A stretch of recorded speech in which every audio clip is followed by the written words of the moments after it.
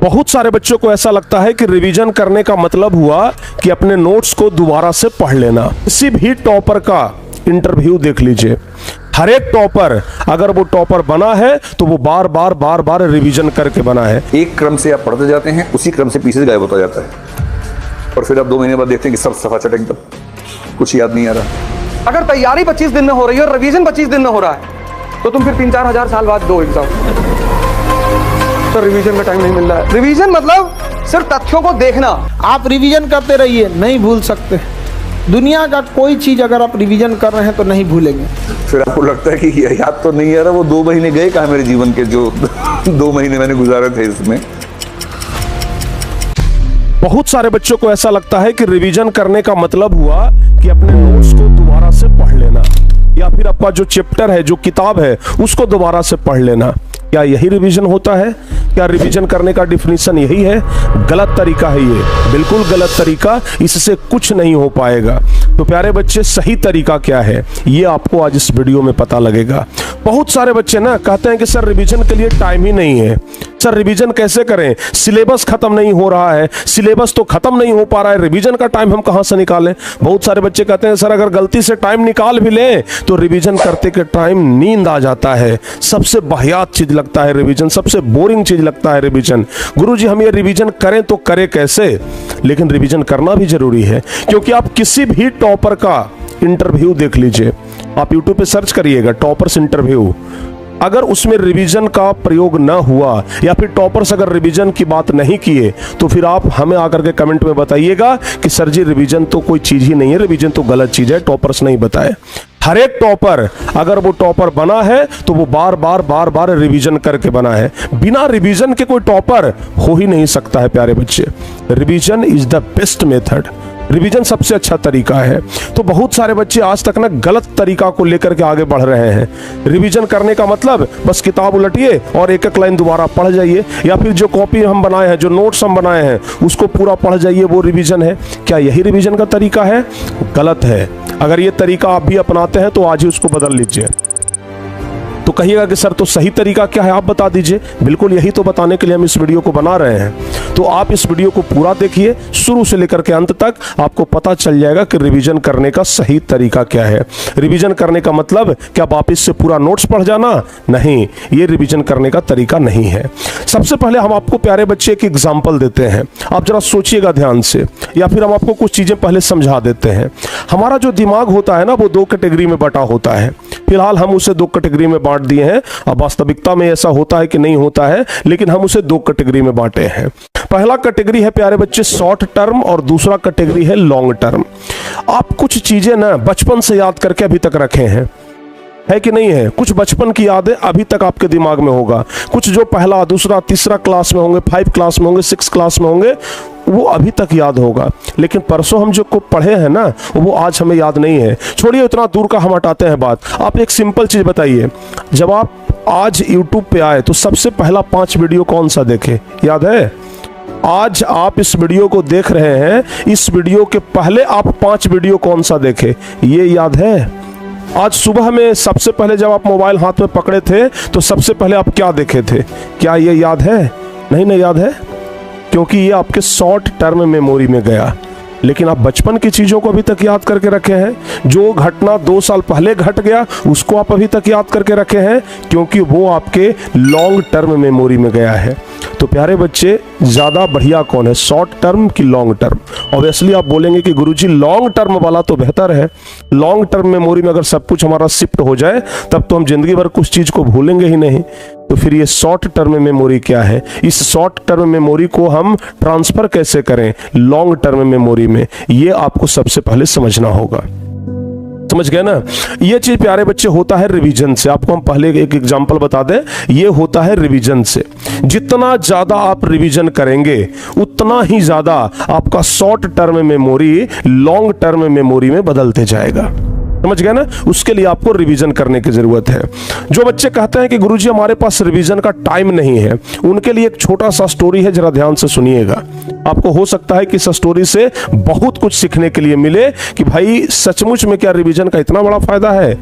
बहुत सारे बच्चे क्या करते हैं, आज हम जब ये वीडियो बनाएंगे उसके बाद बच्चे सब एकदम जोश में आ जाएंगे, गुरुजी तो एकदम रिवीजन करने का मेथड बता दिए हैं, अब हमको रिवीजन करना है, और एकदम एक पन्ना का एक रूटीन तैयार करेंगे और लग जाएंगे। 2 दिन तक उस रूटीन का फॉलो करेंगे, 2 दिन तक उस रूटीन के अनुसार चलेंगे, और तीसरा दिन कहेंगे कि यार नहीं होता है, अब बहुत हार्ड रूटीन बना लिए थे, थोड़ा और आसान रूटीन बनाते हैं।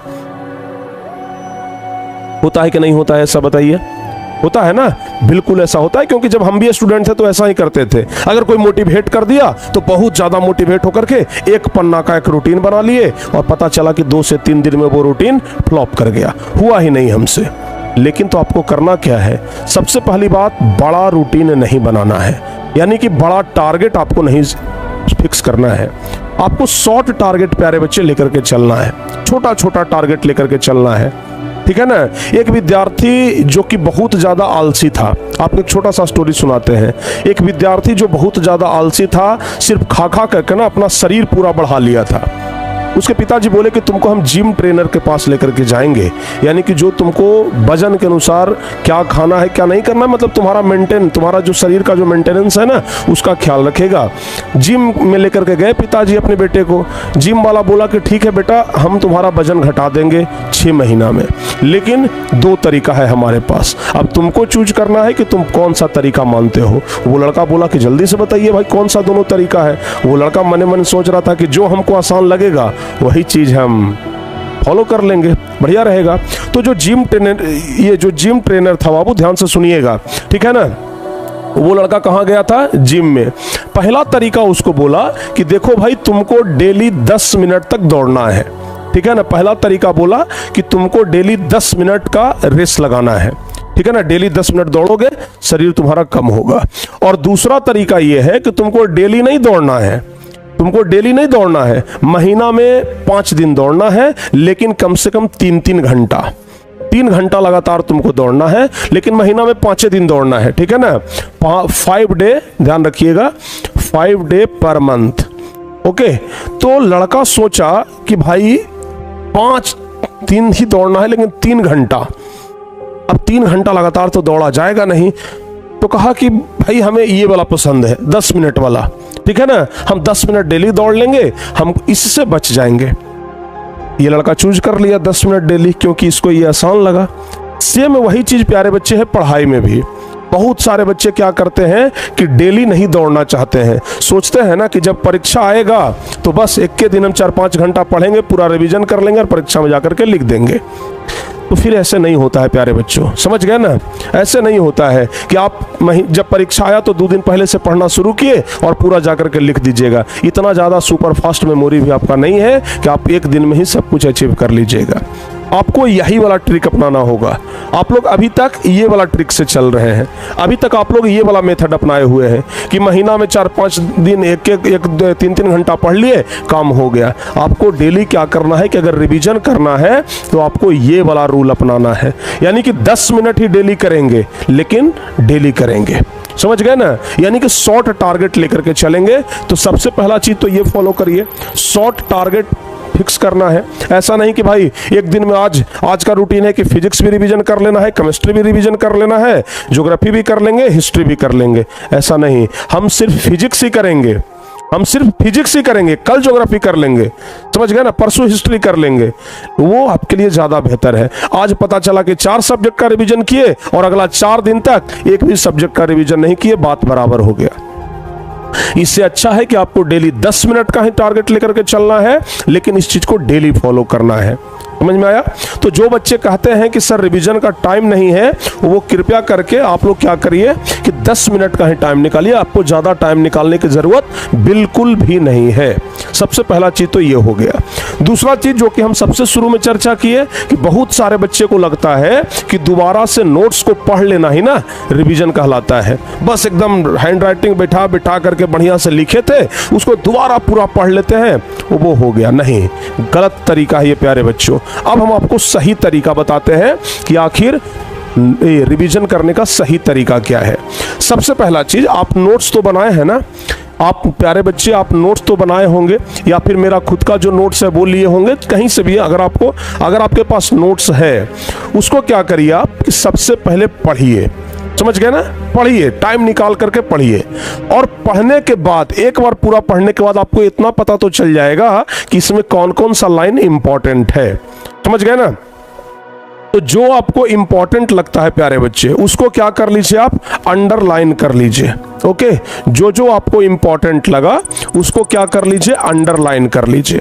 ठीक है ना? या फिर एक हाइलाइटर रखिए। जो बच्चे पढ़ते हैं ना, लेकिन इस तरीके का अगर हाइलाइटर आपके पास नहीं है तो आज इसका मतलब कि आप अभी तक सही तरीका नहीं अपना रहे हैं। अगर आप एक सच्चे विद्यार्थी हैं तो इस प्रकार का हाइलाइटर आपके पास रहना बहुत जरूरी है, ताकि जो लाइन इंपॉर्टेंट लगे उसको तुरंत हाईलाइट कर लेना है। हाइलाइटर का फायदा ये होता है कि जिस लाइन को हमने हाईलाइट किया उस पर हमारा ध्यान सबसे पहले जाता है। सबसे पहले हमारा ध्यान उसी लाइन पे जाता है जिसको हम हाईलाइट किए हैं। तो आपको भी क्या करना है बच्चों, सबसे पहले ना अंडरलाइन करना है या फिर हाईलाइट करना है। और अगर आप अंडरलाइन कर लिए, हाईलाइट कर लिए सारे इंपॉर्टेंट टॉपिक को, सोचिए पहला बार प्यारे बच्चे आपको पढ़ने में मान लिया जाए कि 2 घंटा का समय लगा। अब जब आप इसी चीज को दोबारा बार रिवीजन करेंगे ना, तो जिस चीज को आप अंडरलाइन किए हैं सिर्फ उस चीज को पढ़ने में आपको मुश्किल से 10 से 20 मिनट का टाइम लगेगा। तो सोचिए घंटों का काम आप मिनटों में कर लिए कि नहीं कर लिए। समझ गए? अच्छा, अब देखिए पहला बार जब हम रिवीजन करेंगे तो कितना समय लगा, 20 मिनट का टाइम लगा, या फिर मान लेते हैं आधा घंटा का टाइम लगा। लेकिन जब उस चीज को एक ही बार रिवीजन करके नहीं छोड़ना है। पहली बात, अगर आप सोचते हैं कि एक बार बस सिलेबस पढ़ाई हो गया, एक बार सर पढ़ा दिए, दूसरा बार हम रिवीजन कर लिए, कहानी खत्म हो गया। रिवीजन ही तो सर बोले थे, रिवीजन कर लिए। एक बार रिवीजन करने से नहीं होता है। अगर आप चाहते हैं कि जो चीज हमारे शॉर्ट टर्म मेमोरी में है उसको हम ट्रांसफर करें अपने लॉन्ग टर्म मेमोरी में, तो इसके लिए ना बार बार आपको कोशिश करना होगा। लेकिन आप जब चीजों को आसान कर लेंगे अंडरलाइन करके, तो आपको टाइम कम लगेगा। इसी को कहते हैं स्मार्ट वर्क। आपको क्या करना है, जब पहली बार 2 घंटा का टाइम देकर के अंडरलाइन कर लिए, तो दूसरी बार आप 20 या 25 मिनट में उन सारे अंडरलाइन वाले चीज को आप पढ़ लेंगे। तीसरी बार, चौथी बार जब आप रिवीजन करने के लिए बैठेंगे ना, तो आपको सिर्फ क्या करना है, एक नजर देखना है। अंतिम होते होते, परीक्षा आते आते ऐसा स्थिति हो जाएगा कि आप प्यारे बच्चे सिर्फ अपने दिमाग को क्या करेंगे, रिफ्रेश करेंगे, सिर्फ याद दिलाएंगे। अच्छा ये वाला टॉपिक है, अच्छा ये वाला टॉपिक है, मतलब लास्ट आते आते इतना बेजोड़ तरीका से आपका तैयारी हो जाएगा कि फिर सिर्फ दिमाग को याद दिलाना होगा। अच्छा ये वाला टॉपिक, अरे बहुत बार पढ़ लिए, ये टॉपिक, अरे इसको भी बहुत बार पढ़ लिए हैं। मतलब ये अगर इस तरीके से आप करते हैं तो फिर समझिए कि आप बहुत बढ़िया चीज कर रहे हैं, और फिर प्यारे बच्चे आप पूरा करना शुरू कर देंगे। अगर आप किसी भी चीज को 2 बार 3 बार रिवाइज कर लिए, अब आपको खुद से जांचने की बारी है कि क्या रिवीजन से कोई फर्क पड़ रहा है या रिवीजन से फर्क नहीं पड़ रहा है। इस चीज को जांचने के लिए आप क्या करिए कि खुद से प्यारे बच्चे आंसर राइटिंग करिए। ठीक है ना? खुद से क्या करिए, answer writing. Okay, answer writing आप करिए, यानी कि आंसर को लिखने का प्रयास करिए। कभी कभी क्या होता है ना कि बच्चों को लगने लगता है कि हाँ भाई हमारा पूरा कंप्लीट हो गया, रिवीजन हो गया, हम पूरा याद कर लिए, लेकिन जब लिखने का बारी आता है तो पता चलता है कि अटक गए। लेकिन परीक्षा में तो याद करने से मतलब नहीं है, परीक्षा में तो लिखिएगा तभी नंबर मिलेगा, लेकिन आप लिखने में अटक गए। तो वैसी स्थिति में क्या करना है, आपको प्रैक्टिस करना है आंसर राइटिंग लिखने का। जिस चीज को आप पढ़ लिए हैं उसको आंसर राइटिंग के जरिए प्यारे बच्चे समझिए कि हाँ भाई जो हम पढ़े क्या वो सचमुच में हमें याद है या फिर नहीं याद है। अगर आप एक बार आंसर राइटिंग करेंगे और अगर एक बार आप खुद से कर लिए तो फिर आप ये समझ जाइए, अगर एक बार किसी क्वेश्चन का आंसर आप खुद से लिख लिए ना, जिस दिन पढ़ाई हुआ, जैसे मान लिया जाए कि आज कोई चैप्टर हम आपको पढ़ाए, तो 24 घंटे के बाद उसको एक बार रिवाइज करना है। आपको सही तरीका बताते हैं। जैसे आज प्यारे बच्चों, आज क्या हुआ जी, आज क्या हुआ, पढ़ाई हुआ। ओके, आज क्लास में पढ़ाई हुआ। 24 घंटा बाद, कितना घंटा बाद, 24 घंटा बाद एक बार क्या करना है, फर्स्ट रिवीजन। ओके, 24 घंटा बाद फर्स्ट रिवीजन। उसके बाद फिर प्यारे बच्चे 7 डे, दूसरा रिवीजन कब करना है, दूसरा रिवीजन करना है 7 डे। ठीक है ना? सेकंड रिवीजन, जैसे डॉक्टर साहब बोलते हैं ना, आज एक गोली खाना है, दूसरा गोली खाना है 4 दिन के बाद, वैसे ही जिस दिन आपका ये पढ़ाई हुआ दैट मीन समझ लीजिए कि जिस दिन आपका इलाज हुआ उसके 24 घंटा के बाद आपको पहला खुराक लेना है, यानी कि पहला रिवीजन करना है। उसके बाद 7 दिन साप्ताहिक, यानी कि 7 दिन के बाद आपको दूसरा रिवीजन करना है। दूसरा रिवीजन जब हो गया, आपको क्या करना है, क्या मंथली में चले आना है, ठीक है ना। थर्ड रिवीजन करना है आपको, ठीक है। कितना दिन के बाद? 30 डे। 30 डे के बाद आपको करना है थर्ड रिवीजन, तीसरा रिवीजन। ओके, तो अब देखिए 1 महीना में आपका कितना बार रिवीजन हो गया? 3 बार। 1 महीना में आप प्यारे बच्चे एक बार तो पढ़ाई कर लिए, उसके बाद 3 बार आपका रिवीजन भी हो गया।